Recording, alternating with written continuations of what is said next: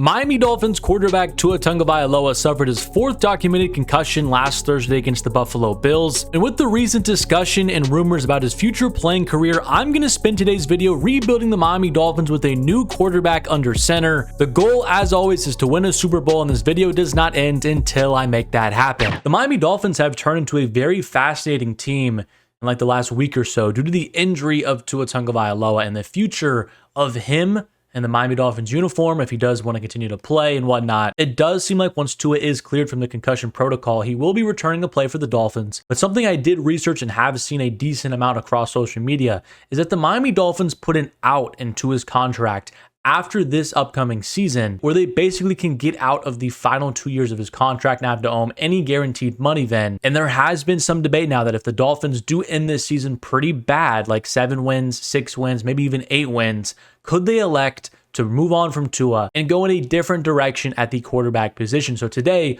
we're going to be exercising that option and seeing how we can rebuild the Dolphins with a new quarterback at the helm. But the way that Madden works, they do not have all of the contract details that are exactly correct for every single player. And so for Tua, his contract, it doesn't have the out in the contract like it does in real life. So I probably will have to edit his contract to make sure that we can get him off the team, because I think there's like an $80 million penalty, at least in Madden, if we try to move on, which I don't think that is realistic. But nonetheless, that is the plan for today's video. And looking at the rest of the Dolphins roster, the offensive line needs a lot of help. I mean, this has got to be one of the worst lines in the league outside of Teron Armstead, who is also always hurt. So he's somebody that I'm also going to be looking to move on from this offseason. He's also said, I think even before this year, this is probably going to be his last season anyway, and I don't think he's going to retire in this game. So we're just going to move on from Armstead after this season. Obviously, 2 stud wide receivers in Tyreek Hill, who's probably the best in the league, and Jalen Waddle. So we'll have a very good receiver duo for the next couple of years. Raheem Mostert at running back, he's getting up there in age though. I think this could be his last year as our bell cow back, because Devon Achane,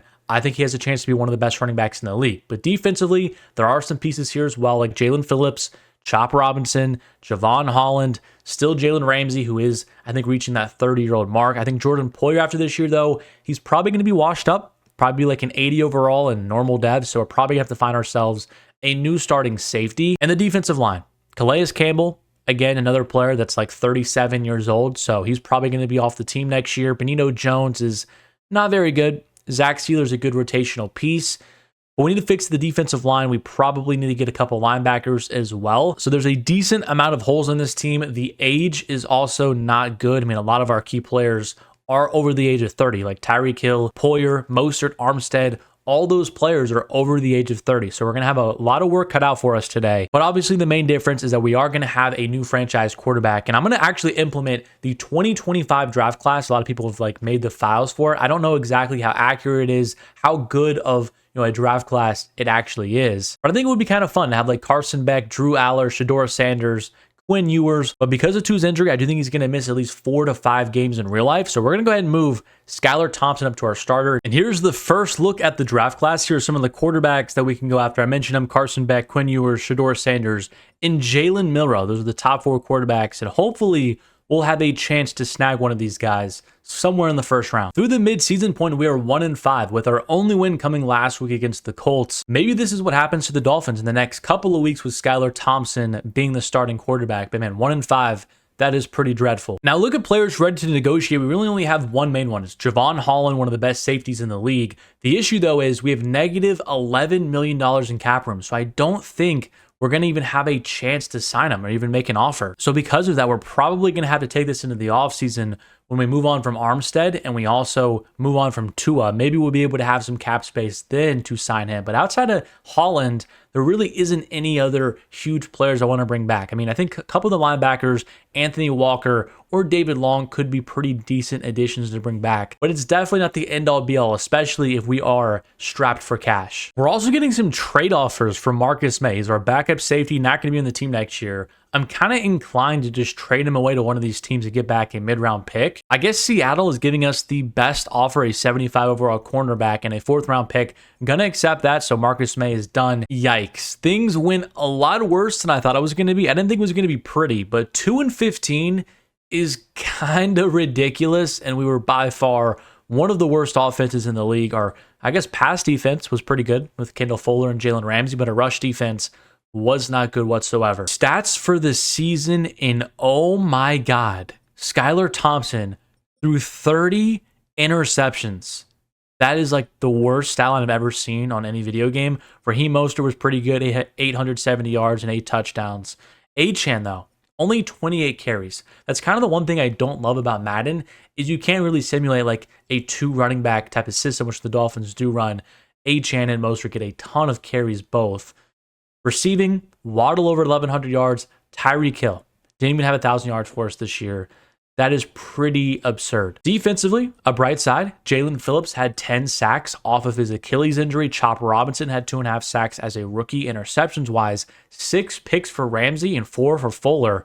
So our defense was actually kind of decent. We do have the number 1 pick, and this early mock draft has us taking another receiver. Yeah, that makes a ton of sense, Madden. But the season recap, the Jacksonville Jaguars won the Super Bowl against the Dallas Cowboys, and Andre Sisco was Super Bowl MVP. Mahomes and Andy Reid won MVP, Coach of the Year.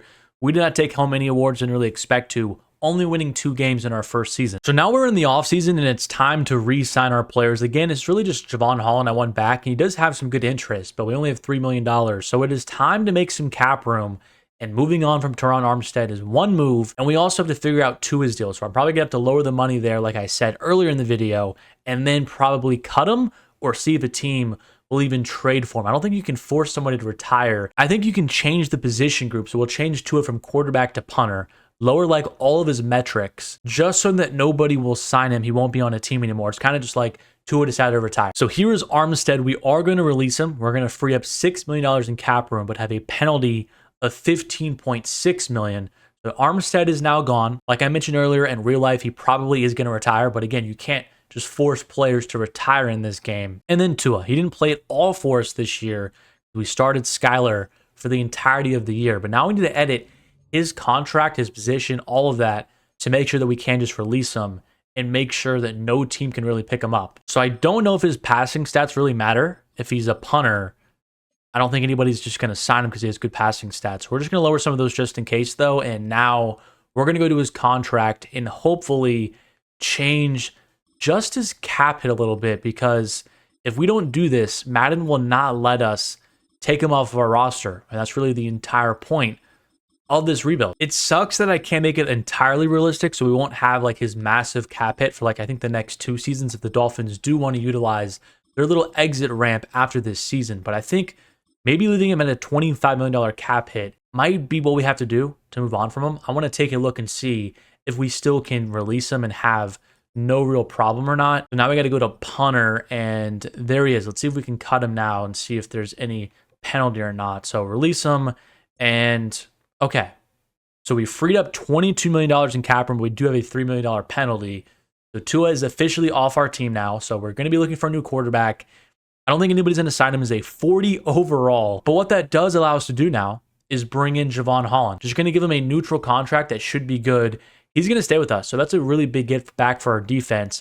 We do have $54 million in cap room, but I don't think I want to sign anybody this year just because in real life, the Dolphins did utilize this strategy. They wouldn't really have a ton of cap room. So we're just not going to use it this year and kind of just sim through the offseason, head to the NFL draft, and find our new franchise QB. So after free agency, this is what the roster is looking like. I mean, it is very, very rough. We need a new left guard because currently Patrick Paul, we have his clone playing left tackle and left guard. Tyreek Hill lost his superstar X Factor dev trait because he is now 31 years old. I think I do want to keep Hill though and Waddle at least for 1 season as we get a new rookie in here. I just want him to have a solid first season, and having 2 stud receivers is definitely going to help that out. But on the defensive side of the ball, Jalen Ramsey, he is starting to lose his overall as well. The defensive line is just so rough. The linebacking core now, we lost 2 of our starters from last year. There are so many holes on this team now. Just because we're not going to add any free agents this year, I think next year could be a very, very rough season again. So I do also want to try and trade away Raheem Mostert because we have Jalen Wright and Devon Achane. They're going to be our new 1-2 punch in the backfield. So we don't really need Mostert anymore. He's also 33 years old, has a $4 million cap hit. The Cowboys are the only team in the league that has a major need at running back. The issue though is they have a -2 in cap room. So we need to take back some sort of salary, but I'm just trying to basically dump Mostert here. Will they give us these 3 backups for Mostert and a 6th-round pick? So they're not going to. What if we remove the pick? How about now? Will they do the trade? They still won't. I think this will still work as well. I think they have enough cap room, and they do. So Mostert to the Cowboys, we get back a backup left guard, which actually we don't have a guard currently. So maybe he ends up being like our starter this year, and then Andrew Booth Jr., probably just going to move on from him. There is one more player I want to salary dump as well, and it's Bradley Chubb, age 29, $29.3 million cap hit. The Dolphins, again, could potentially move on from Chubb after this season. He's currently on PUP for the team in real life because of his ACL injury he suffered at the end of the 2023 season. The Dolphins could save a decent amount of money, I think, making Chubb like a post-June 1st cut. So we're going to try and move on from him here. We're basically just simulating an entire Dolphins teardown and rebuild. And I think Travis Jones here, a low cap hit, a decent player on the defensive line. We're just going to accept this trade, not going to think twice about it. Bring in just a cheap veteran player that can help out on the interior of our defense. So here we are in the NFL draft. We have an interesting decision to make because we have the number 1 overall pick, but I don't think the Chargers are going to take a quarterback. And look, they're calling us on the phone and saying, hey, we'll give up a couple of middle round picks to move up one spot. Why would I not take a 2026 second and third to move back one selection? The Chargers are going to select, it looked like the pass rusher from Tennessee, which is pretty cool. They get the guy that they want, and now we're going to get our quarterback while also robbing them of a few picks. And we honestly just have our option of whoever we want. Carson Beck, Quinn Ewers, Shedeur Sanders, and Jalen Milroe. I just realized from looking at this class, why is Maxwell Johnson a round 1 talent with A's all across the board? Is this guy like a UNC fan or something, whoever made this draft class? Because Max Johnson is definitely not anywhere close to a super talented quarterback. Anyway, looking at all the numbers, I do think that Quinn Ewers is the best quarterback in this draft. A, awareness, A, for all of the accuracies, A, throw under pressure as well. I mean, he's just a very, very good passer. We're not going to get a ton on the ground, but I think Quinn Ewers is going to be the pick here. So Quinn Ewers from Texas, the number 2 overall pick, probably a slight reach. I don't think he's worth the number 2 overall pick in a draft, but he's the best quarterback in this draft, and we're going to make him a Miami Dolphin and have him throwing a Tyreek Hill and Jalen Waddle as a rookie. Hopefully his scouting is pretty good. Let's take a look. So he was number 25 in true value. We got him at number 2, obviously. Pinpoint accurate on intermediate throws, progresses well through reads, makes tough throws look easy. I'm pretty confident Ewers here. He is hidden dev, which you definitely like to see. He's probably just going to be like a star dev, but we can obviously get that up. 91 throw power, pretty good athleticism though. 88 change of direction, 86 agility. I like Ewers. I like Ewers a lot, even in next year's draft in real life. I think he could be a really, really good player. We're here in the second round, and this draft is just crazy. Emeka Ibuka is here from Ohio State. Shedeur Sanders is still here. Jalen Milroe is still here. We could like double dip on quarterback, but that's probably just isn't the smartest use of our resources. We really need help on the defensive line and on the offensive line. It's kind of like the 2 weakest points of our team. But man, there's so many good just skill position players here. Amarian Hampton. You even have Ashton Jeanty from Boise State, maybe one of the best running backs in the country. Ollie Gordon. Like, this is insane, but we just don't need a running back. Emeka Ibuka could be cool, but again, we have Waddle and Hill. If we're thinking about moving on from Hill after this year, maybe I could justify taking Emeka here, but still, it's just not a great value pick. I think I'm just going to work on the offensive line, and I'm going to take Zach Kelly here from Oklahoma. He's one of these guys that I have done some good scouting on. 1 to 2 grade, and he's supposed to go in the 2nd or 3rd round, so he's a good player. A's all across the board. I'm going to draft him here. We're really fixing up the offensive line. That was a major issue for us last year, a major issue and hole in this team. And I think maybe the next 2 picks could just be guards and really help out the interior. There's Mike McDaniel in the draft room, hype to help us out on the trenches. And there's our man Kelly. Welcome to the team. He was number 26 in true value. So we actually had number 25 in Ewers, 26 in Kelly. And I actually really like this pick. The one downside is he is normal dev, but he's an offensive lineman. So as long as he's a high overall, he should progress fine. There really isn't much on the board here in round number 4. I don't want to take a receiver. So I do think I'm just going to settle on this pass rusher, Joe Keys from Iowa. He's only 6'1", so we may have to move him off the ball, but his physicals are pretty decent here in the 4th.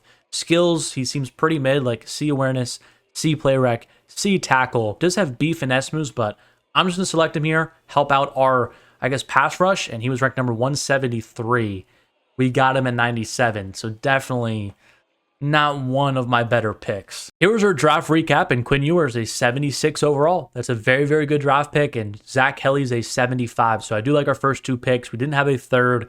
We go to the fourth, Joe Keys. He's not going to probably be on our team much longer. Only a 66 overall. Definitely not a good pick. The CPU, though, they did draft us a corner in James Clancy out of LSU. So that's a fairly decent pick for us at the end of the draft. I want to take a look and see who the best player was in this draft, and then also the top-rated quarterback, just to see if we did make the right decision, at least early on. And it looks like Maxwell Johnson, a 79 overall. Who made this draft class, bro? Who made this draft class? Why is Max Johnson the top-rated quarterback in this draft? That is just unbelievable. Carson Beck is slightly below Ewers. So I do think we made the right selection here. I'm happy with how this turned out. So here's a look at our team heading into year number 2 of the rebuild. Quinn Ewers at the helm leading us at quarterback. Our offensive line looks a little bit better with Kelly stepping in at left guard now. Patrick Paul is going to be starting his first ever game for us this year at left tackle. He's already a 76 though. I think he's going to become a fairly good player. We have this rookie that was drafted in Gray. He's a 67 overall, but he's hidden depth, so maybe he kind of has a nice rookie season progress as well for us. Not much different on the offensive side of the ball. Raheem Mostert is gone. Achan and Wright taking over the backfield. Tyreek Hill, Waddle's still here. Hopefully they help out Ewers in year number 1. And defensively, it's kind of the same. Phillips progressed last year, up to an 87. Holland is still really, really good. Ramsey, Kendall Fuller. We have Cam Smith, who is a cornerback playing strong safety because we don't have anybody to play there right now. And middle linebacker, too, is definitely a big hole in this team. So I think next year we need to address the defensive line, the linebacker position, probably get ourselves a safety, and continue to just patch up holes on our offense. So we have a lot of work still to do, but we're going to have a lot of money next offseason because Armstead, Tua's deal, Bradley Chubb's deal are off our books, and we're still going to have a ton of draft capital as well because the Chargers traded us their second, third. So next year's really going to be a huge offseason for us as we build a new foundation for this team. Here's a first look at the draft class for next year. This is not like the 2026 class. It's just all auto-generated. But look at this. 2 quarterbacks are supposed to be top 5 picks. So maybe this was the year to go after a quarterback, but obviously we wanted to have some realism in this. That's why I went after Quinn Ewers. But what I do see here is a pass rusher, an offensive tackle, even an outside linebacker. All these position groups really could help us out. Maybe even a corner. If Ramsey falls off, we want to move on from him after this season. But there are some pretty good options for us, because I think, again, we're probably going to be towards top of the draft. And through the midseason point, we are better than we were last year. 3-5, we're all just about improvement this year. Players ready to negotiate. Jalen Phillips, I think he's the biggest player that we try to get this offseason. He's a ton of interest in returning, only 26 years old, 87 overall. Easily going to re-sign him. Neutral deal, can save some money. He's coming back to us. Travis Jones, who I think we traded maybe Bradley Chubb for. I'm not going to bring him back. He doesn't really have any interest in re-signing anyway. Same with Kendall Fuller, Andrew Booth, same with him. I don't really want any of these players back. So we're going to really move on to the offseason again with a ton of cap room this year. Maybe we can finally make a couple of additions. Another pretty terrible season for the Miami Dolphins. We finished with a record of 3-14. Again, I think the worst team in the league. I thought during the midseason point, maybe 6, maybe 7 wins, but we had 3-14. The overall of the team, though, was up to an 85, so we definitely still have some talent here, but definitely not what you want to see. Quinn Ewers is only a star dev, so I kind of expected that. It's kind of disappointing, though. He's up to an 82 overall, though. Devon Achan is up to an 87. Tyreek Hill and Waddle are still balling out for us. The offensive line, I think, look at that, Gray. Gray is up to a 75 overall, so we might have even found ourselves our right guard. We might be able to use one more piece on the offensive line, and then we kind of just wait for development of Kelly and Gray and Patrick Paul, and we kind of have a nice young core on offense. Defensively, though, how are we looking? Ramsey is still an X factor. Phillips continued to ball out for us this year. Robinson had a decent year, but we still need help in the secondary. Other partial good news is the LA Chargers also finished with a record of 4-13, the second worst team in the conference. So that means we're also going to have like 2 picks that are very high in the second round, 2 picks that are very high in the third round. That bodes pretty well for us in the NFL draft. Stats for the season. Oh my goodness. Quinn Ewers threw 26 picks. Why are the interceptions so high? Skylar Ewers with so many interceptions in back-to-back years. I wonder if we need to change the offense or something, because that's just ridiculous amount of turnovers. Achan didn't even have close to 1,000 yards. So I think the playbook is going to have to be changed. Tyreek Hill had a very normal Tyreek Hill year, 1,500 yards, 12 touchdowns. Waddle just under 1,000 yards. But yeah, I just do not like all of those turnovers. I don't think Ewers has a chance now to win Offensive Rookie of the Year. Chop Robinson, 6 sacks, and Jalen Phillips. We just paid him, and he had a half a sack. A half a sack. How does that make any sense whatsoever? 4 picks for Kendall Fuller, 2 for Cam Smith, 2 for Jalen Ramsey.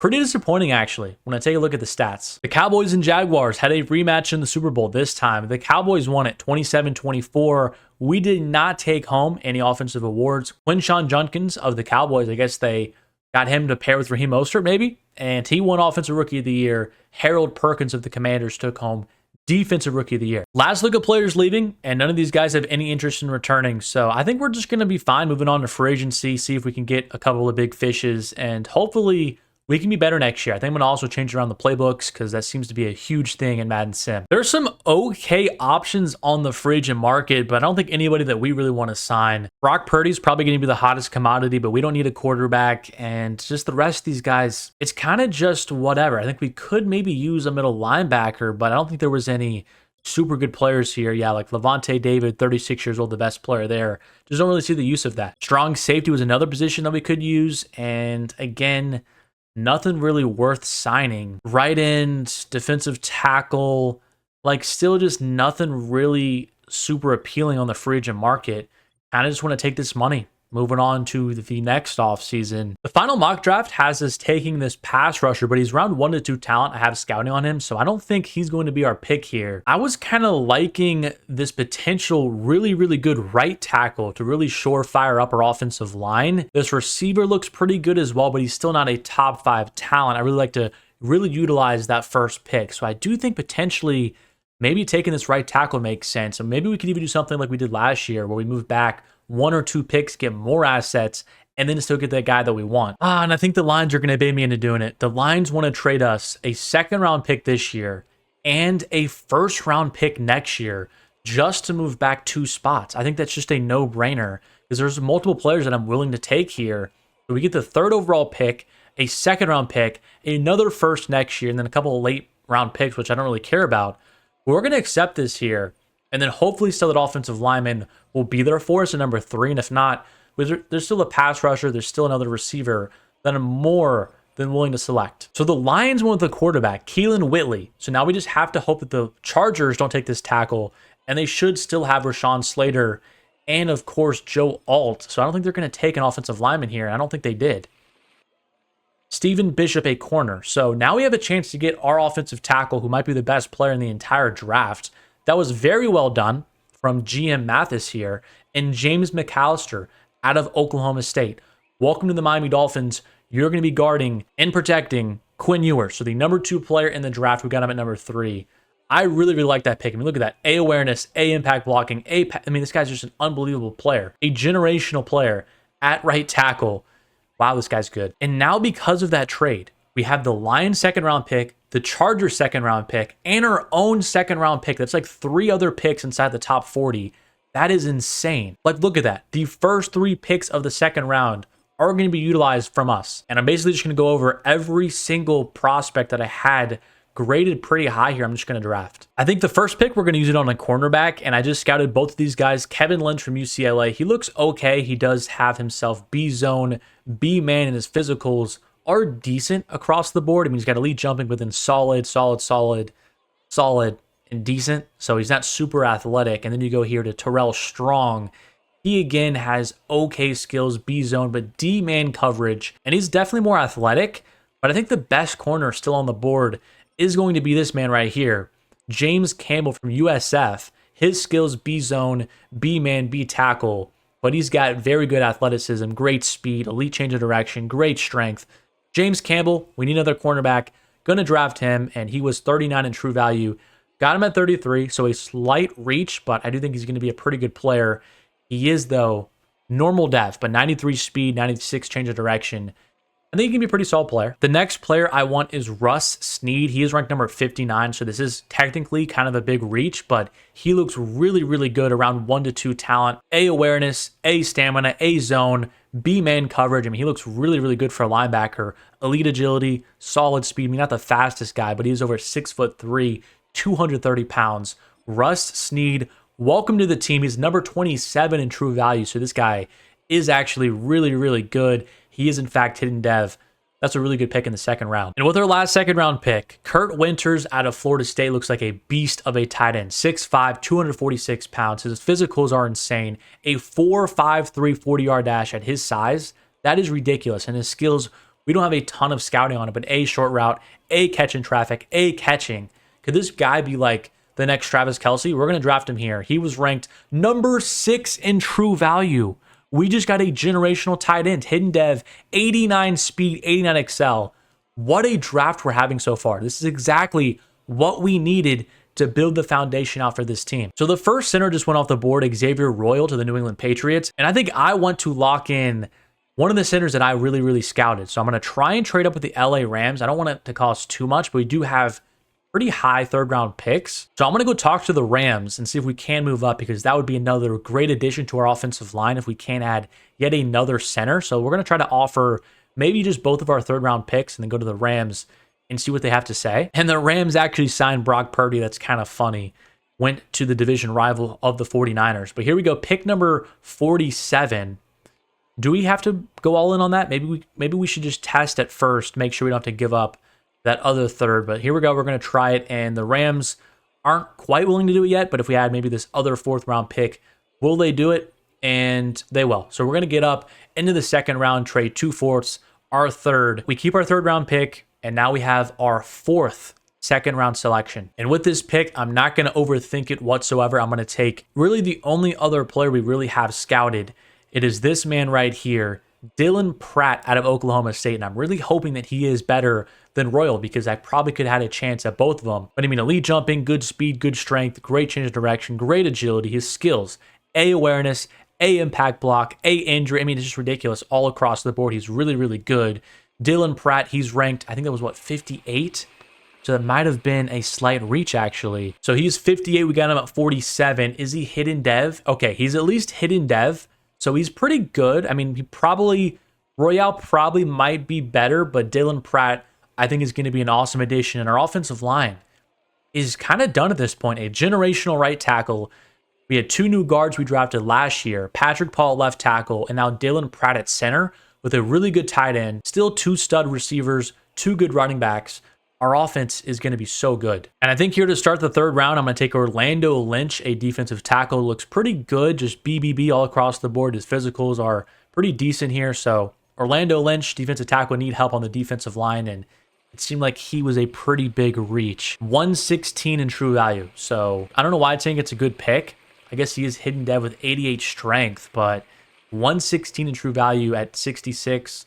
And the draft recap is what you call insane. This is exactly the foundation and core that we needed. James McAllister, an 81 overall. He's probably the best player in the draft. James Campbell, he's fairly solid at corner, 75 overall. 76 for Russ Snead, 80 for Kurt Winters. Dylan Pratt is a 74, but he is hidden dev, so that's pretty decent for an offensive lineman. Orlando Lynch, he's okay. KJ Jordan, a pretty good receiver that the CPU drafted in the 5th round. We got another cornerback who's pretty solid. So I'm really happy with how this draft turned out. I'm really excited about the future of this team now. We even have a couple good picks because we even traded back as well. The number 1 player is this quarterback, Keelan Whitley. We have the second best player in McAllister, and then a couple cornerbacks who we didn't even have a chance to get in the second round were pretty good. But Winters, he's the 6th best player in this draft. What a class for us. So here's what the team is looking like heading into year number 3. I'm really liking the future outlook. Our offensive line looks a lot better now with a lot of young players, 2 hidden devs. Gray's up to a 75 after 1 year. Kelly, he's a 79. I think everybody on this line could be over an 80 overall after this season. Winters, he's going to be one of the best tight ends in the league. Tyreek Hill still, and Jalen Waddle. I do think this could be our last year with Tyreek Hill. Maybe try and trade him for some value after this season. Achane and Wright are still really good. Quinn Ewers, I want to step from him this year. He's an 82 overall. But defense, I'm really excited about defense as well. Cam Smith this year is going to be stepping in as our cornerback too, but we do have the guy that we just drafted in Campbell. We also have Clancy, a guy we drafted last year who's actually pretty decent. Chop is up to an 85. Phillips is up to an 88. Snead is going to be a really good middle linebacker for us. I'm actually going to put him ahead of Brooks. So Snead, he's going to be really good. Strong safety, we have Campbell currently. That's still a hole that we could look to address. So strong safety and then just our defensive line. We're playing 2 young players this year, Keys and Lynch. We'll see the development of Lynch this year. And then Ramsey, again, this might be his last year on this team as well. But I do like we have a lot of young talent on defense and a lot of young talent on offense.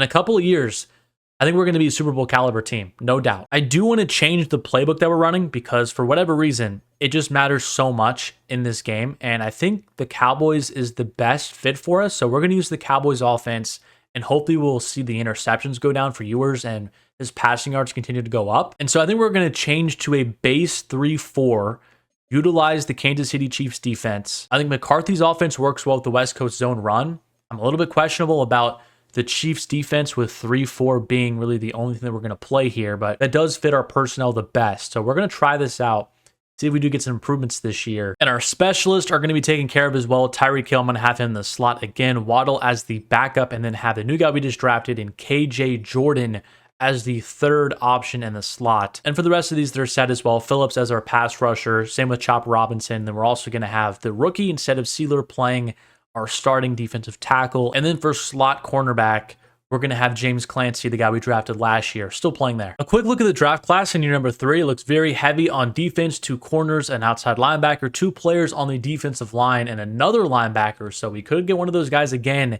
if we're not doing too well, but I really hope this could be the year that we take kind of a step and win like maybe 7-8 games, be close to the playoffs, hopefully. And oh my goodness, we are cooking. 7-1 through the midseason point. Our offense has got to be one of the best in the league. 30 points per game, almost 260 passing yards, almost 100 rush yards. Our defense is kind of middle of the pack, but I mean, our offense is just so good. Let's take a look at players that we have to bring back. We have so much money. Devon Achane, yes, we want to bring you back. 4-year deal. He's going to stay with us. That is awesome to see. We still have so much money, though. Tyreek Hill also wants to come back. He hasn't really been slowing down, but I don't want to give him a super long deal. I think a 3-year deal, that's probably fine. So I think that's going to be maybe the last contract we give to Tyreek. Cam Smith, though, Zach Sealer, Austin Jackson, Jordan Brooks, they don't really have a ton of interest. So I'm not going to overpay for these guys. And if they don't want to come back, that's kind of fine. I mean, they're not like amazing players. We did also sign Brandon Aubrey. I would give him a deal. I think that's fine. That's not too expensive for one of the best kickers in the league. So Brandon Aubrey's going to come back as well. So we have a really good kicker. I'm pretty happy with all those signings. We don't need to bring back Aaron Brewer. He doesn't even start for us anymore. But what an amazing start to this season. Taking a look at the prospects, we don't have a ton of scouting done, but we could use another cornerback. But again, I'm kind of getting ahead of myself because we're 7-1. So we're probably going to be picking towards the bottom, which means some of these players down here, we're really going to have to look towards. Maybe this pass rusher, Oscar Gary. We'll have to wait and see, but I do think we're kind of a lock to make the playoffs with, 9 games to go? A pretty good season for the Miami Dolphins. 11-6. A little bit of a disappointing end of the year because, we were 7-1, and so we went 4-5 the rest of the way, but we did make the playoffs, which is just kind of the most important thing for how young our team is. We're the number 6 seed. The Steelers are the 3 seed, our matchup in round 1. So it's going to be a pretty hostile environment on the road there. But I want to take a look at some of the improvement on our team and also just the statistics for the year. And the biggest thing, right off the jump, Quinn Ewers got a dev trade upgrade to superstar, which is awesome. He's up to an 89 overall. Devon Achane's up into the 90s now, the offensive line. Kind of like I said, almost every single player is into the 80 overall range. McAllister was a superstar in 86 overall already. Winters, though, 89 overall, superstar X Factor as a rookie. Tyreek Hill and Waddle are still really good. Defensively, oh my goodness, Oscar Lynch was a superstar dev. Snead was only a star, but he's still up into the 80s. Chop and Phillips are still doing really good. They might have maxed out a little bit in terms of probably not going to reach like the lower 90s. They're probably going to kind of hover around maybe 90, 88, 89 range, which is still fine. But we need really 3 additions on defense. A strong safety that's really good. A cornerback now because Ramsey's starting to fall off. And then a right end. That is what we have to pour all of our resources into this offseason. But man, what a year for this team. Going from like the worst team in the league back-to-back years to now being a playoff team. And the Cowboys playbook helped out a ton. 4,200 yards, 30 touchdowns to 11 picks for Quinn Ewers. A really good season. Achane just under 1,000 yards and 9 touchdowns on the ground. Receiving-wise, Tyreek Hill was good. Winters was really good. Waddle had his production dip a little bit with how good Winters was, but still a pretty good year. And Achane even had 39 catches in the receiving game. Defensively, it looks like Zach Sealer led us with 8.5 sacks, 6.5 for Lynch. I don't understand why Robinson, and I don't even see Jalen Phillips didn't have a sack. That makes no sense how Jalen Phillips is not going after the passer. I don't really understand that whatsoever, but we're probably going to have to figure out how we can change that this year. Interceptions-wise, 3 for Russ Snead. Could he potentially be Defensive Rookie of the Year with 3 picks and 2 sacks and 82 tackles? That's pretty interesting. And now we're going to see if we can potentially win ourselves our first playoff game in, what is it now, 26 years for the Dolphins after the first 2 years of this rebuild? Here is our first look at Quinn Ewers in this offense. And Madden just looks so weird because I just don't play this game whatsoever. I really only just hop on and do some rebuilds. Outside of that, it's just NCAA for me. So here we go. First play with Quinn Ewers on 3rd and 10. I'm going to find our star-studded tight end in Winters. Easy first down. Ewers just has so many weapons. I mean, that's got to be scary for defenses. A-Chain out wide, Waddle, Winters, Hill, and then even Jordan, who we drafted, and Tyreek Hill up the seam. It's going to be caught by Tyreek. He doesn't get in the end zone. What a play from Ewers to Tyreek Hill. And we're leading early in this playoff game. We're now here in the 3rd quarter, 17-14. The Steelers have a big 3rd and 7 here. I'm going to be using Russ Snead, our middle linebacker. Can we get a stop here? A key 3rd down, some pressure, and it's going to be a strip sack. Chop Robinson, a great play off the edge. And just like that, we are back inside the 5-yard line. And why is Jordan wearing number 13? That should be retired for Dan Marino. But here we go. 1st and goal. Ewers gonna fire. He couldn't get it accurately on the run. But this would give us a lot of breathing room to be up by 10 points as the 4th quarter begins, and Tyreek Hill cooked him on the slant route. Easy touchdown. Tyreek is still just so good. And this is basically the ball game. 4th and 5, down by 10 points. The Steelers need a 1st down, and is he going to get there? He's going to be short. Oh, they gave him the 1st down. But I guess they couldn't do anything because we already have the ball, and it's 3rd and 6. Looking for the dagger here. Can Quinn Ewers find anybody open? Devon A-Chan in the flat. Make a man miss? He can't. And he didn't go out of bounds, so that's okay. They're going to call a timeout. But man, the Steelers just scored a touchdown in like 20 seconds. So now we have to get this onside kick and just run out the clock. We do. Washington just go down. And that's going to be the ball game. Mike McDaniel finally gets a nice notch on his belt. And Quinn Ewers, he's looking like one of the best up-and-coming quarterbacks in the league. And of course, the next matchup is going to be against no other than the Buffalo Bills on the road. One of the best rivalries in the NFL. This is not going to be an easy game against Josh Allen. So it looks like the Bills are starting off with the ball, and it's easily 7-0 early. Can Quinn Ewers answer? It's going to be a field goal. And it's going really, really fast here. The Bills are up 14-3. Let's hop in here and see what Quinn Ewers can do. We're inside the red zone now. The Bills are trying to get off the field. Ewers is going to fire to our tight end. He's going to hold on to that. Beautiful catch. I don't know why the field just changed, but here we go. Still approaching the end zone, trying to cut it to a 4-point game. I don't know why we're taking so much time, but here's Ewers, and he's going to take a sack. So let's try this again here on 3rd and 12. Might be a run, lining up under center here. And it's actually going to be a pass. Here goes Ewers, and he's going to fire. Caught by our tight end again, but it's going to be short. So the Dolphins are going to settle for a field goal. Brandon Aubrey coming out. Should be a no-doubter. And maybe it's going to be 14-6 at halftime. Not exactly what you want here on the road. Approaching the end of the 3rd quarter, it's 21-12. So kind of right back where we were at halftime. We need Ewers to get us in the end zone. Here's Devon A-Chan for 1 yard. A touchdown is really needed here. A field goal still makes it a touchdown game. Ewers on the read option. He's going to take it, and he's going to gain nothing. I don't love the play calls for Mike McDaniel. 2 runs.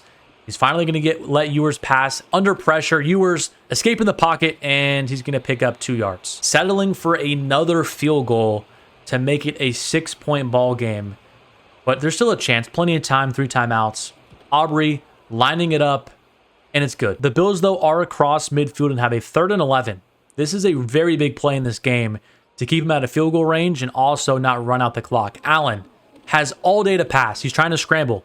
Chop Robinson can't get to him. It's going to be taken down. What a play. So the ball's at the 20-yard line. Quinn Ewers, in his 2nd season, has a chance to go down the field and beat his division rival on the road in the division round of the playoffs. And Ewers on the first play is going to take off and run. Ewers for around 14 yards. Huge play to get this drive started. The offensive line has been blocking pretty well. So Ewers again, firing to the sideline. Oh, that could have been picked off. We really haven't seen Tyreek or Waddle or even our tight end kind of get loose down the field. I wonder if McDaniel can draw something up here to make something happen. Here comes Waddle in motion. Ewers cross the middle of the field. It hit off of someone's helmet. And just like that, it's 3rd and 10. Ewers again, dropping back. Plenty of time. Firing to the flat. It's McAllister, but he's out of bounds. And Ewers has had a rough day today. 2 picks. No touchdowns, barely over 100 yards. and it's 4th and 6 again. You were scanning the field, trying to find somebody open. He's hit as he throws, and that's going to be the ball game. The Buffalo Bills take down the Dolphins 21-15, and a good season comes to an end. Quinn Ewers just could not get anything going today, but we'll be back next year. The Buffalo Bills did win the Super Bowl 31-21 against the Green Bay Packers, and Russ Snead did win Defensive Rookie of the Year, so that should be an automatic dev trade upgrade, which is really awesome. Heading into the offseason, we still have a ton of cap room. Chop Robinson easily going to accept his 5th-year option. He's been really, really good for us.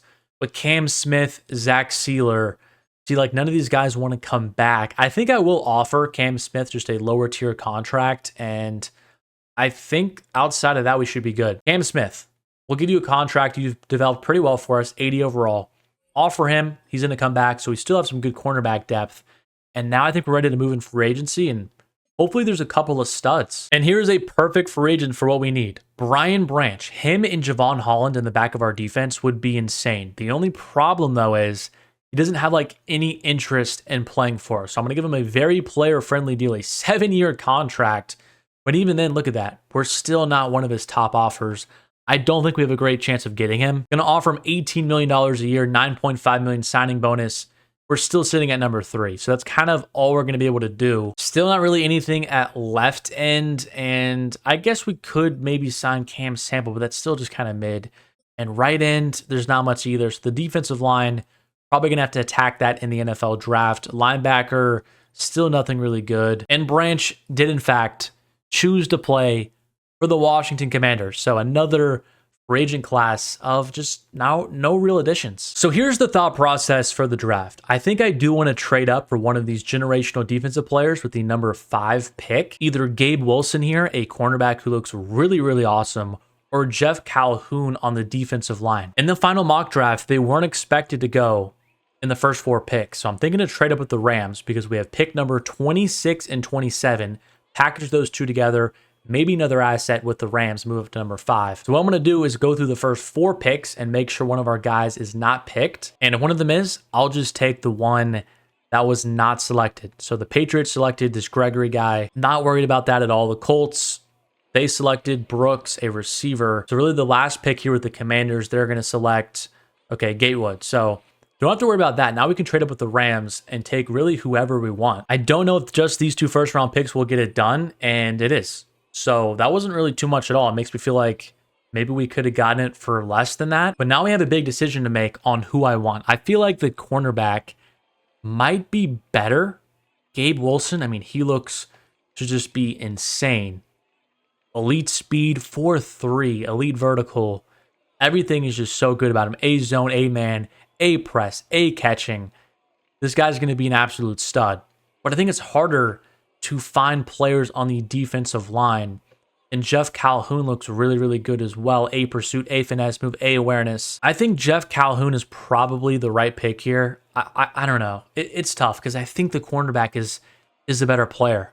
And it's like, do you take the better player or do you just take a really good player but at a need that's very, very important? I guess what we could do is, because I did scout this other cornerback who's really good. He's Luke Woodward from TCU. I mean, he's obviously not as good as Gabe, but I mean, look, he still has really, really good metrics. His skills are pretty solid as well. I think that's probably what I'm going to do. Let's take Calhoun here and then maybe move up from the 2nd round to take that cornerback and have those 2 needs really filled on our defense. So Jeff Calhoun, gonna select him here. And he was given a number 5 in true value. We got him at number 5.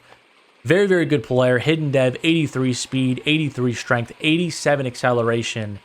I think he's just going to be one of the best defensive linemen in the league, probably pretty quickly. I don't know if I love this trade with the Arizona Cardinals. We're moving up into the 1st round again, giving up 2 second-round picks, 2 fourths, and a 3rd. And we're going to take that cornerback. I don't know. I might have a slight regret about doing this, but I think we really, really need help in the back end of our defense. So Luke Woodard from TCU, welcome to the team. He's number 15 in true value, so that was actually a really, really good pick for us. 91 speed, 96 change of direction. He looks like a really good player. And yeah, Calhoun and Woodard are going to be stars in this league. 78 overall, 77. The CPU did the rest of the draft, and they actually got a 61 overall. Might be the worst player I've ever seen drafted. I want to take a look, though, and see how good that corner was. I have a feeling he's going to be like an 82 or something. And he was. Gabe Wilson was an 83 overall, And then Kalen Parks was also an 82. So we still got one of the better players in the draft. But man, Gabe Wilson was actually the right pick. He's going to be a stud.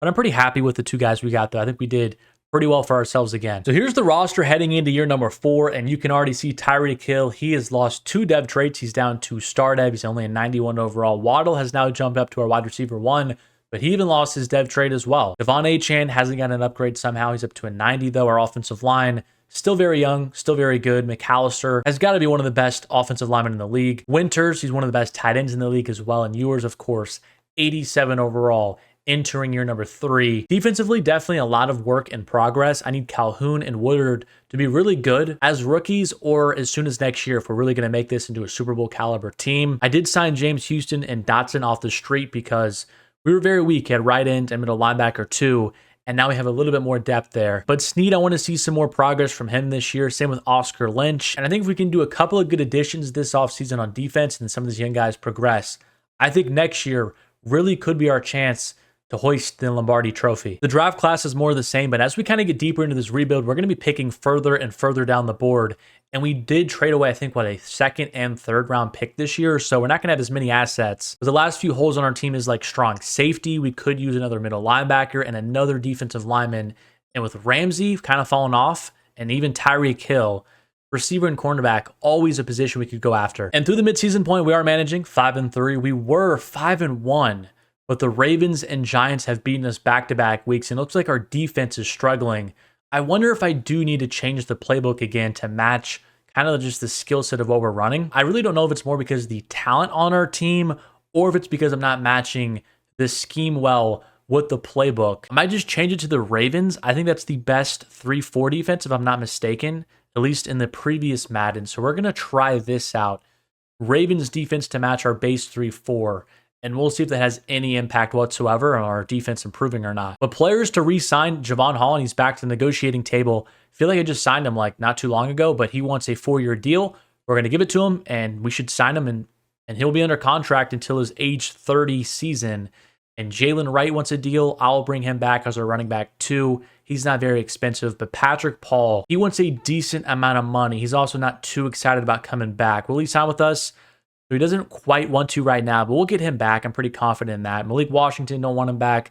Kamara, probably not. James Houston, probably not. Dotson. These are just guys that we signed to kind of be patch holes for the season. So I don't think we're going to bring back any of those players. Another season in the books, and we went 11-6. But check the overall of our team. 91 overall, 93 offense, and an 89 defense. I think the playbook change did help our defense a little bit, but man, our offense. And oh my goodness, I just saw the stats for Quinn Ewers. He might have won MVP. It's ridiculous. 50 touchdowns to 2 interceptions. Is that like the best season of all time? 4,700 yards. Oh my goodness. Quinn Ewers had a season. Even added in 4 touchdowns on the ground. How are we not like 15-2 with those numbers from our quarterback? That's insane. Waddle killed it this year. So did Tyreek Hill. Winters was really, really good. Even KJ Jordan had himself a season. Wow, what a year. And sacks-wise, Orlando Lynch had 10 sacks. 10 sacks for Jeff Calhoun, our rookie. So he might have won Defensive Rookie of the Year. Phillips had 8.5 sacks. Russ Snead had 4.5. Our defensive line was going crazy. Ramsey had 5 picks. Luke Woodard had 4 picks. It's kind of like a toss-up. Which one of our rookies is going to win Defensive Rookie of the Year? Quinn Ewers. He is boosted up to a 99 with morale. That is insane. Our offensive line continues to get better. Winters is a 95. Tyreek and Waddle are still just doing their thing. The defensive side of the ball. Oh my goodness. This is the first time that we're seeing the dev trade for our rookies. Calhoun is a superstar X factor, and Woodard is a superstar. But here we go against Tennessee. On the road again for this wild card round. We started with a touchdown. 7-0. Tennessee answers with a field goal of their own. I want to hop in here again and just see the offense, see the progression of all these players. I feel like the moments go way faster in Madden than it does in college football. So I kind of missed through some really key plays here. But I'm trying to find somebody open and a fire down the field, and it's going to be picked off.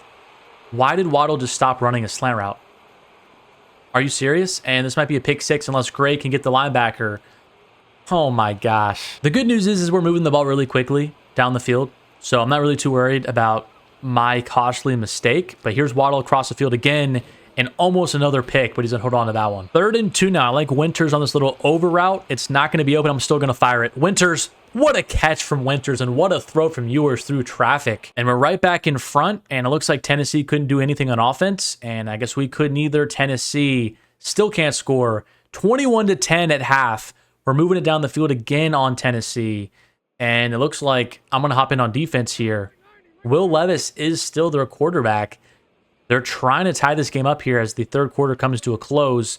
Levis is going to fire. Ramsey had a chance at a pick. Let's see if we can hold Tennessee to 3 points or none at all. Levis again, looking across the middle of the field. He's going to take a sack. Calhoun, his 2nd sack of the game. Our rookie is so good. 3rd and 8 now for Levis. He's sitting in the pocket. Pressure. Hit as he throws again. This time it's chop. So they are going to settle for 3 points. A great stand from our defense. We still have a 5-point lead. So Ewers couldn't lead us to points. Tennessee went down and took the lead again. And now we have a 4th and 1. At the 43-yard line. Achane, right up the middle. Barely picked up that 1st down. And now with 2 minutes to go. I'm kind of scared of Tennessee's offense. I don't want to give them the ball back. They've been cooking us this 2nd half, so we're going to try and take some time. Achane on this stretch play, still just nothing. We're not getting good blocks at all. And now we're really behind the sticks here on 3rd and 11. We need to at least just pick up some yardage. Tyreek Hill not open. Ewers going to fire. Waddle. Beautiful play by Ewers to step up in the pocket and fire a touchdown pass to take the lead. And now Will Levis and the Titans have less than a minute. But a couple timeouts to go down the field and try to win this game. And so far, things are not going well for them. It's 3rd and 13. I don't know why they didn't use like a timeout there, but they're running out of clock. And look at Chop Robinson. Oh my goodness. A strip sack for the game. And our defensive line, which we've really been building up the past couple of years, has got to be one of the best in the league. And here's Achane right up the middle, just go down. No need. And for the 2nd straight year, the Miami Dolphins, Mike McDaniel, Quinn Ewers, moving on. But it's now if we can make it to the next step of this rebuild and make it to the conference championship game. And you could not have asked for a worse team to play in Madden on the sim against the Kansas City Chiefs in Arrowhead Stadium. We have our work cut out for us in this one. The Steelers and the Bills are on the other side of the bracket. Kansas City has a 96 overall offense, a 92 overall. I mean, we're in their ballpark, but still, that's just an insane team. It's actually rainy here today in Arrowhead. We're going to score a touchdown, but the Chiefs move it right back down the field and score. And then move right back down the field again and score. This time we're going to tie it up, though. And now we have a 2-minute drill to get some points. Honestly, not the worst start. Are we really ready to take the mantle? Take down the Chiefs, who have owned this conference for a while? I don't know. We'll have to wait and see how the 2nd half goes. Here goes Quinn Ewers. Outside the pocket, get out of bounds. That's a good drive start. 1st and 10. Tyreek on this little out route. Ewers, beautiful throw and beautiful catch. Another 1st down play. Winters has one-on-one coverage. Just lob it up to him. It's overthrown by Ewers. He had him for an absolutely huge play. But it's still 2nd and 10. Plenty of time to score in this drive. And again, I don't see anything open. I'm going to lob it up. One-on-one coverage. Jordan, our 3rd receiver. 1st down. A lead at halftime in an inclement weather game would be really big for us. Underneath to Waddle. He's going to pick up a 1st down again. Ewers is in command on this drive. Don't see anything open here. Just throw it away. Ewers, just get rid of the ball. Live to see another day. I really haven't checked out our defense a ton, though. I want to get on defense, see what Mahomes can do. But here's Winters. Beautiful catch. Inside the 10. The clock is still ticking, which is fine, but Ewers on this drive is dicing up KC. I don't see anything open here. Ewers, just take off. Don't fumble the ball, please. Now we can call timeout. 2nd and goal, Winters. Little stick route. Caught for a touchdown. We're back in front, and hopefully KC doesn't score before half. They don't. And let's actually hop in here the 1st drive of the 2nd half with Mahomes, Pacheco, Rashee Rice, Xavier Worthy. They're still moving it down the field at the 41-yard line. And can we get a stop here? Mahomes trying to get out the pocket, throws it away. Beautiful coverage. And it looks like we're moving it down the field and we're in the red zone. Can we capitalize? We're going to kick a field goal. The Chiefs score a very quick touchdown. And now they have the ball again. With under 3 minutes to go, we need another stop on defense. Our offense has kind of been stalled out here in the 2nd half in Arrowhead Stadium. And here is Rashee Rice for first, or actually Xavier Worthy for 1st down. What we need is our defensive line. We've put so many resources into that unit. Jalen Phillips, Chop Robinson as well, 2 veterans. We need to stop. And it's going to be... Oh, Woodard. I was about ready to say it's about to be picked off. He had a free pick 6. I tried to ball hawk that, but he just could not bring it in. And Mahomes, under some pressure, he's going to be sacked by Clancy on a nice little corner blitz. And the 2-minute warning has hit here in Arrowhead Stadium. So it's probably 4-down territory for the Chiefs here. We just need to make sure they can't get a big chunk play here and then make it 4th and 10. That would be pretty ideal. Here we go. Cross the middle of the field, and they got exactly what I said they couldn't have. It's 4th and 5. Pressing the corners, bringing a blitz. Can we get to Mahomes? Mahomes scrambling out. Ramsey makes a huge hit, and that might just do it. That is why we've kept him on this team. A veteran that knows what it takes in the key spots, and Jalen Ramsey might have just clinched this ball game. We just need one more first down, and if we can get that, I don't think we're going to see a harder team the rest of the playoffs. I mean, this was a very tough 14-3 KC, and after that first down, that's going to do it. Victory formation, the last knee needed to end this game, and the Miami Dolphins are going to be advancing to the AFC Championship game. It took us 4 years and some struggles early on, but we have built an absolute buzzsaw, and we just took down the dynasty of the KC Chiefs. And our AFC Championship matchup is going to be a rematch against the Buffalo Bills. And you know what they say, to be the man, you've got to beat the man. And the Buffalo Bills have had a lot of success over the Miami Dolphins the last 10 years. So the Dolphins finally need to get over the hurdle and beat the Buffalo Bills to make it to the Super Bowl. Here comes Quinn Ewers leading the Fins out of the tunnel for a very cold tundra type game here today in Buffalo. And the first drive of the game, no points for the Buffalo Bills, and we can't score either. It's kind of a defensive battle so far. Who's going to score first? It looks like the Miami Dolphins get on the board 3-0, but the Bills have a 3rd and 3 inside the red zone now. I think a blitz here makes sense. We got a lot of pressure on Patrick Mahomes. I think we need to use a similar strategy against the Buffalo Bills and Josh Allen. It's going to be run up the middle. James Cook trying to maneuver, and he's going to fall forward for the first. I'm having flashbacks to last season when Quinn Ewers really struggled in the playoff game against the Bills. We can't have that again. 3 points in the first half is not going to get it done. And Josh Allen dropping back now, going to fire to the end zone. It's going to be picked off by Clancy. I wanted to say Ramsey, but it's Clancy, and we probably should have just kneeled that. But it's fine. And we could not get any points down the field, and now we're all the way in the second half, and the Bills still can't get anything going on offense.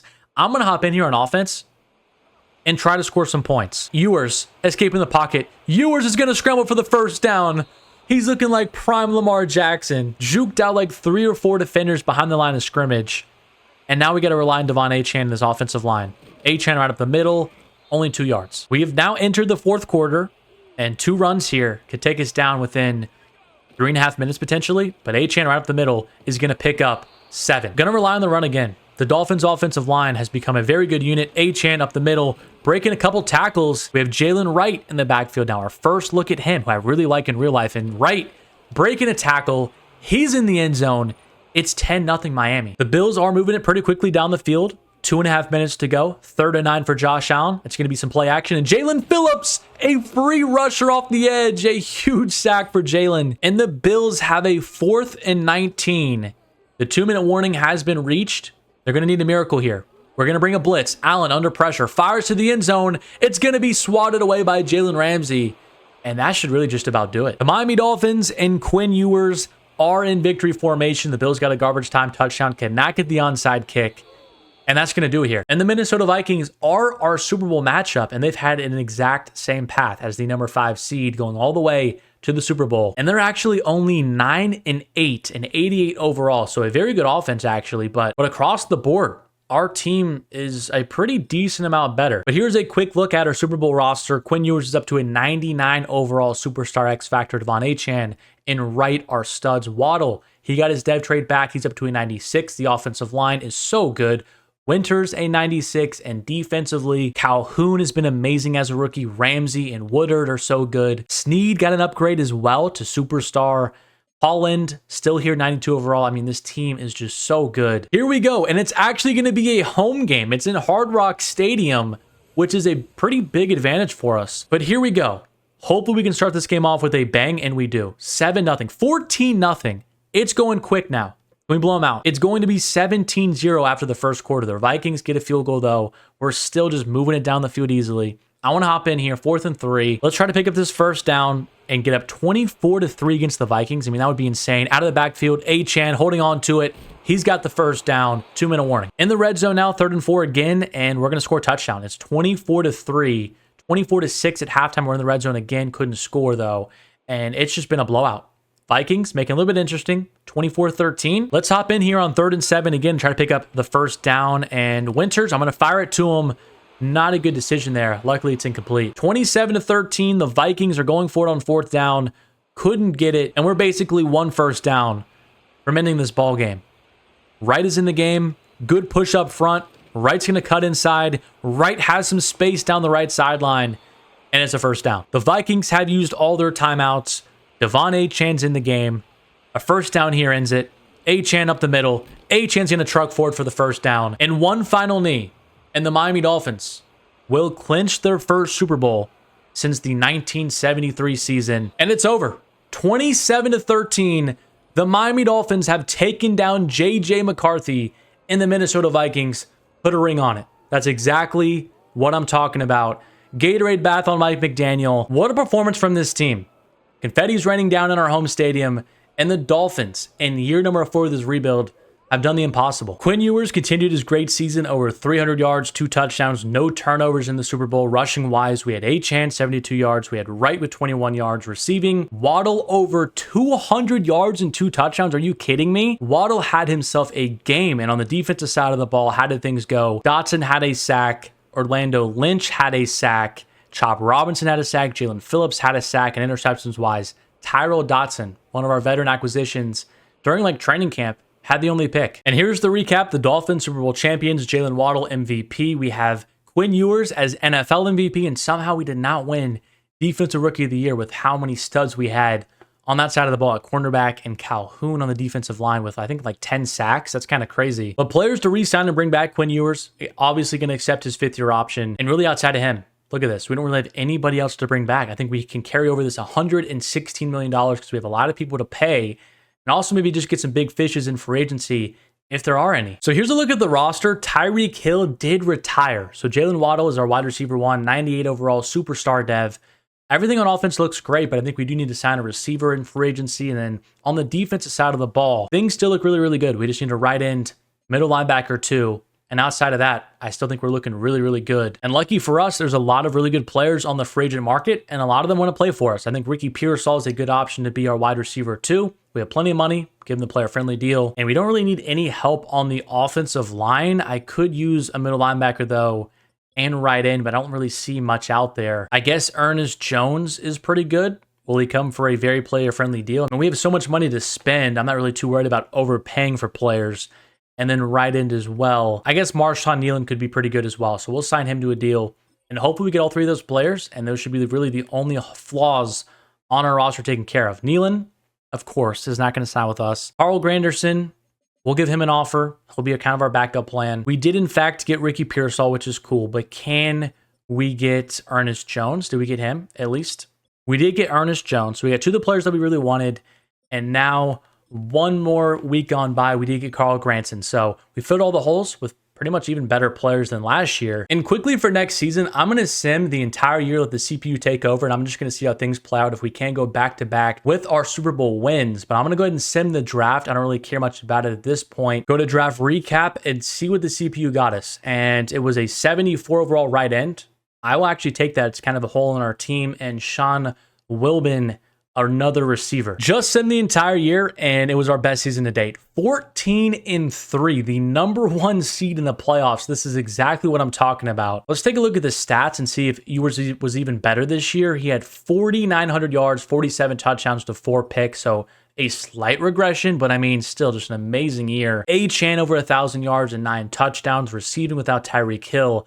Waddle, 1,400 yards and 19 touchdowns. KJ Jordan stepped up, 1,200 yards and 9 touchdowns, and Winters had himself another really, really good year. Sacks-wise, oh my goodness, Jeff Calhoun is a beast. 15.5 sacks. Chop Robinson with 10. Orlando Lynch with another 10 sacks. Picks-wise, 2 for Ernest Jones, 2 for Ramsey. This defense, again, was so productive. And again, just a quick look at our lineup to see some progression. Quinn Ewers is a 99 overall. Winters is almost a 99 overall. Our offensive line is really good. Defensively, So many 90 plus players. It's ridiculous. This team is just so good. 94 overall, 96 offense, 92 defense. Everything's clicking. Everything's going crazy. And now the question is, can we go back to back? Here's the playoff bracket. Our first matchup is against the Ravens and then potentially a rematch against the Chiefs, but this time in Hard Rock Stadium. If we can get past the Baltimore Ravens, which is definitely not going to be an easy game, let's just go ahead here. Sim it 12-5. So the Ravens are definitely a very good team. And we did move on, and the Texans are the team that we're facing. We beat them 45-13. Are you kidding me? We obliterated them. Quinn Ewers went off almost 400 yards passing. This has been an electric season, and really the last 2 years with how good we've been. Houston this week, do we take them down, or have we met our match? I didn't see if we won, and we did. Never a doubt. 35-14, another huge win. Quinn Ewers, 3 touchdowns. We really shut down Stroud, who had a pick, only 130 yards passing. And now the Chicago Bears in Tampa Bay, another Super Bowl. Can we take them down? 94 overall versus 89, 97 overall offense. It might be one of the best offenses I've built on Madden. Like every single year that I've played, it might be one of the best. In the recap of the season, we won in a close game, 24-17. Jalen Phillips won Super Bowl MVP. Quinn Ewers again MVP. Mike McDaniel, Coach of the Year. 2 straight Super Bowls. Now I kind of want to sim it out again and see if we can win 3 straight. Quickly, we have so many of our key players to bring back. McAllister. We even have Jaquez Gray, our right guard. He wants a big contract. He's going to sign with us. Jalen Waddle, though, doesn't have a ton of interest in coming back. I don't really understand why. We just won back-to-back Super Bowls. We're going to overpay for him a lot, but he's going to come back for another championship run. Chop Robinson is due a ton of money. We're going to give him a big contract. He's going to stay with us. Jalen Phillips, he is due a big contract as well, and he's going to stay. Zach Kelly, our offensive lineman, we're going to pay him as well. I don't know if we're going to have enough money to bring every single person back. I guess Cam Smith is better and cheaper than Clancy in terms of just his dev trait. So I guess we'll try to bring back Cam Smith. He will sign. Jalen Ramsey is 34 years old. He wants to play one more year. Sure, Ramsey, you can come back for one more year. And then Aubrey, the best kicker in the league. I want to bring him back as well. He will sign with us. We have $2.9 million left. And Tommy Townsend, do we have enough money for you? Will you sign that, Tommy Townsend? He's in a test free agency. Okay, so $2.9 million in cap room, but we got basically every single main player we wanted right back. A quick look at our draft recap, and not a super good job from the CPU. Not really a ton of top-end talent, but I guess we were picking the last pick of every single round. The roster is just ridiculous. We're a little bit worse, I think, than we were last year. Only a 93 overall, but still just so many good players. Ramsey is finally down below a 90 overall. We're also seeing some regression from Holland and Phillips. But again, just going to go ahead and sim to the playoffs, and we will see again how good this team can be and if we can win 3 Super Bowls in a row. And the team once again cooked. 14-3. We have just built like a dynasty. This is just an unreal team. Quinn Ewers, another little slight dip in production, but still just so good. 4,600 yards, 35 touchdowns to 7 picks.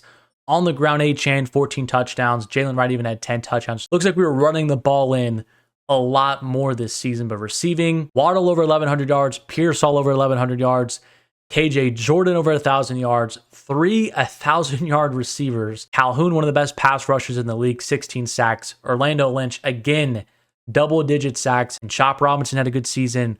Granderson, a good season. Phillips, a little bit down, but still solid enough. Ramsey still had 3 picks.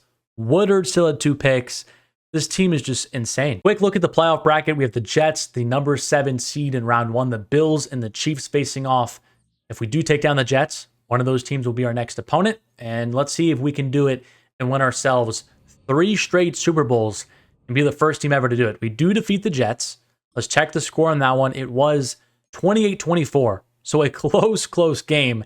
And now we have the Bills coming into Miami for revenge for what we did to them a couple years ago on the road. That kind of started this dynasty. So can we take down the Bills and move on to another Super Bowl? Let's take a look. And we did beat the Bills 31-23.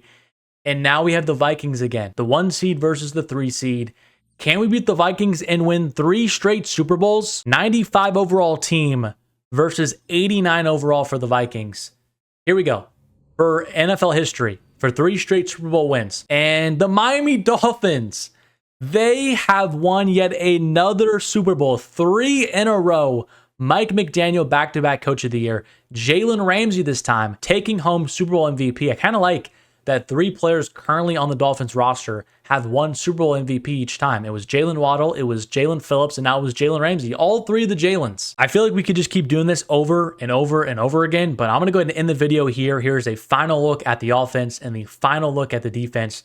This was a very fun one. I mean, we made so many great draft picks to really help the foundation of this team, and then just so much improvement. Chop Robinson is now up to a 95 overall superstar X Factor. I'm happy we could get Javon Holland, Ramsey, even Cam Smith, Jalen Phillips, all these current Dolphin players, 3 Super Bowl trophies, and Quinn Ewers. I think he's the best quarterback in the league now. I mean, we just developed him so nicely. Mike McDaniel got himself a new quarterback and built him into a Hall of Famer. So what a video and what a rebuild of the Miami Dolphins. I really do hope you guys enjoyed it. Let me know in the comment section down below which team you want to see me rebuild next, or if you have like an interesting idea, kind of like this one where we rebuild a team without their starting quarterback. But subscribe to the channel if you are new. Drop a like on the video if you did enjoy it. And as always, thank you so much for watching, and I'll catch you guys in my next one.